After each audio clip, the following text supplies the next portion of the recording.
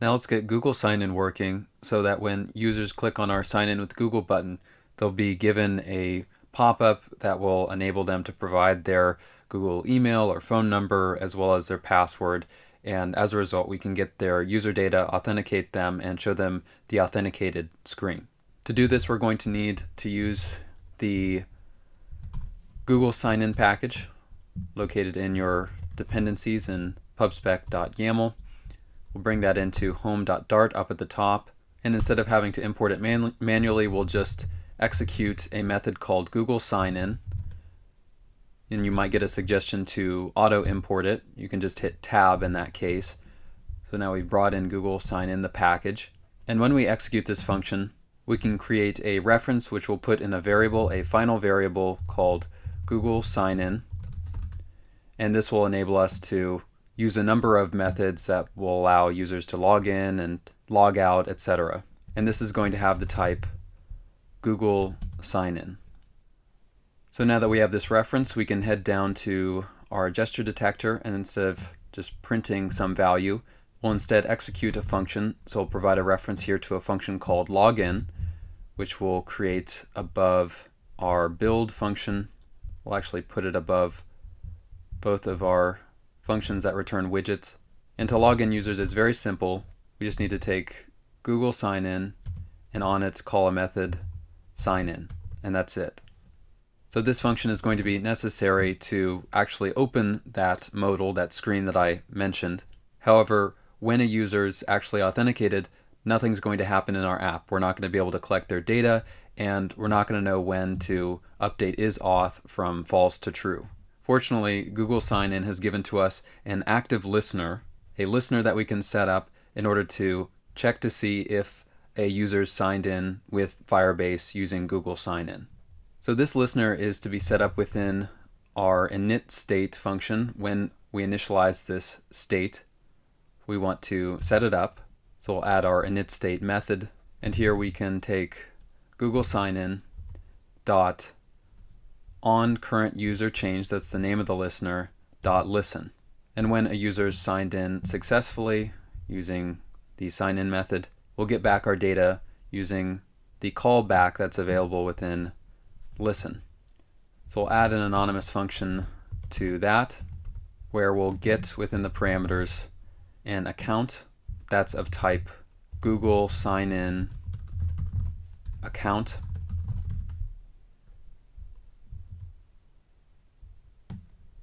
So the account data that we get is either going to resolve to some user data of type Google Sign In account or null. So we can add a conditional here and say if account is not equal to null, if we actually have some user data, then we can print account, print that data, and we can update our state. So we can use set state to update isAuth to be true. Otherwise, we want to set it to false, make sure it's still false. So let's test this out, and I'm just going to add the text account or user signed in to the print line, and then I'll interpolate account by adding a $sign before the actual value.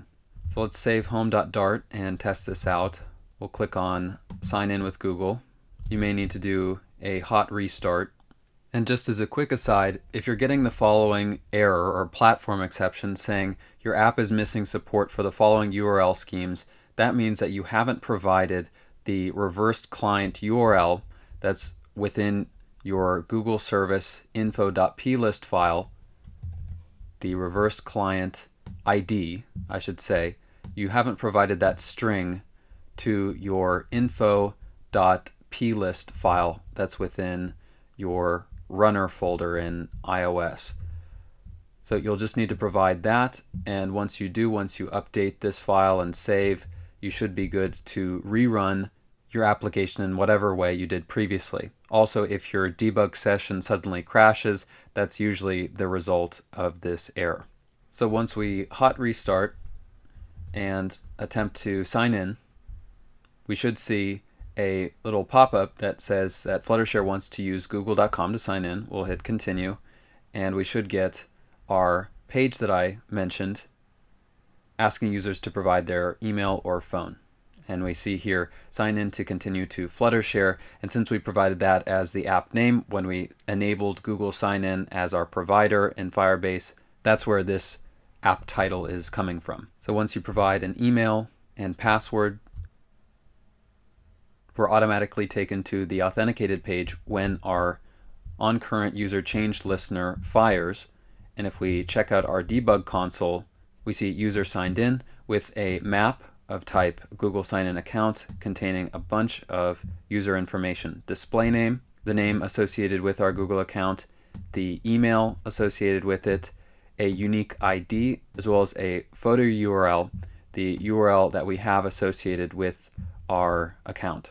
So this is great. However, when we hot restart our app to simulate when a user opens their app, a user opening their app, we see if we head back to our simulator, our session is gone. We're taken back to our unauth screen. So this helps to reveal the nature of our listener. It listens for when there are any changes to our current user, but it's not preserving our session. So how do we re-authenticate our user when our app is opened once again? Obviously, our user just signed in and we want to restore the session. We don't want it to go away whenever a user opens the app again.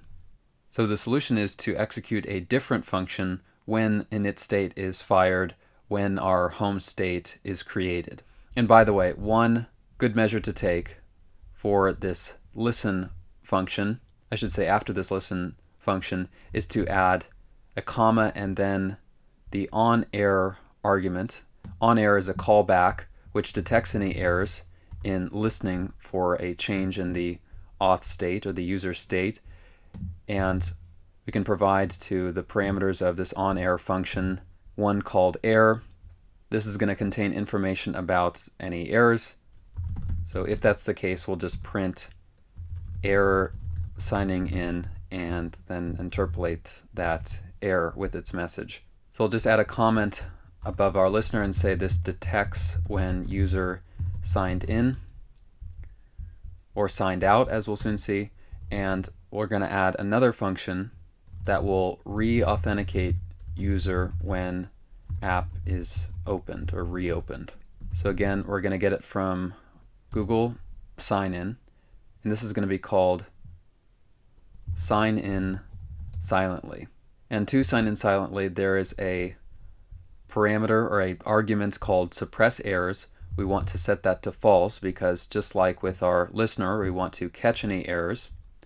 The difference with sign in silently is that since it returns a promise, we need to, in order to resolve what comes back from executing it, from signing in, we need to add a then statement.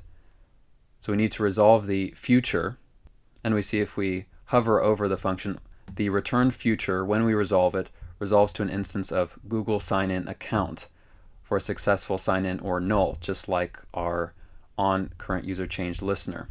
So to then, which accepts a function, again we're going to get our account, and we're going to apply the same logic. We're going to set state and make isAuth true if we have our account, and we're going to say isAuth is false if not.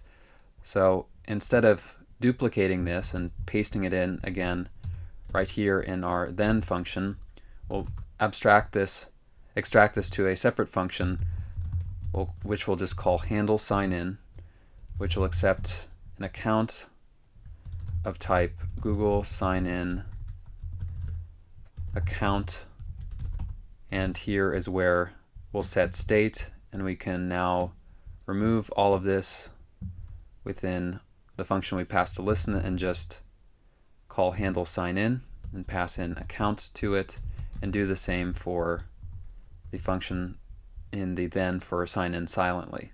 And then for sign in silently to catch any errors, we can chain on the function catch error, which is also going to give us an error map, and we can print the same value with the line that we used for our listener. So now when we save home.dart, we go back to our simulator. We may need to hot restart once again But as you can see, when our app runs, it signs us in the background with our sign in silently function, and we're taken back to our authenticated screen. Now that we've allowed users to sign in and sign up to our app, let's add the last bit of functionality for our authentication flow, and that is to enable users to sign out or log out. So just like logging in or signing in, that's very easy. We'll create a separate function called logout, and to do that we can just say Google signin dot sign out, and we want to display this in our auth screen, so we can replace the text authenticated with just a simple button. We'll use a raised button where the child is going to be the text log out, where we'll set on pressed to reference our new logout function. So we'll save home, we'll do another hot restart.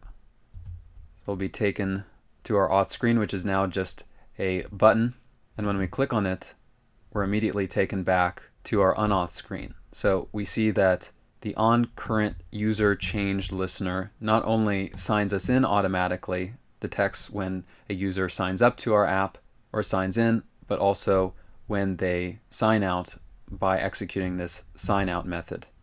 Since recording this course, there's been some changes to doing Google sign in with Firebase apps. You might be getting this error upon trying to sign in. Error 403, restricted client.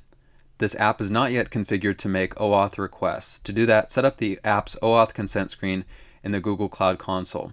Before finishing Google sign in, we need to create this consent screen. Basically, the screen, the modal that's going to show up whenever a user tries to sign in with Google.